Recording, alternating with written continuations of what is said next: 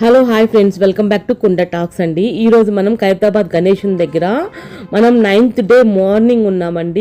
ఇక్కడ చూడండి, మన వినాయకుడి యొక్క రూపం అనేది స్ట్రక్చర్ అనేది రెడీ చేస్తున్నారు. ఇక్కడ మీకు గీతల రూపంలో, అంటే వాళ్ళొక ఎలా చెప్పాలి మీకు, ఒక పట్టిక గీతలో మనం ఒక డ్రాయింగ్ వేసేటప్పుడు ఎలా గీసుకుంటామో అట్లా వాళ్ళు డ్రా చేసుకుంటున్నారు అనమాట.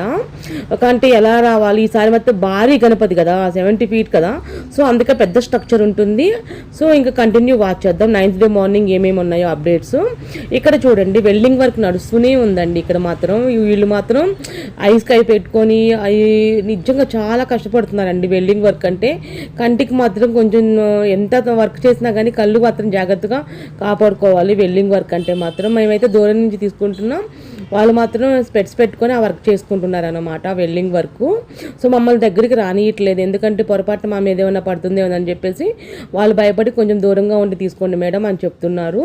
సో చూడండి ఫ్రెండ్స్, ఇక్కడ వెల్డింగ్ వర్క్ నడుస్తూనే ఉంది. ఇంకా వర్క్ ఎంతవరకు వచ్చిందనేది చూపిస్తాను.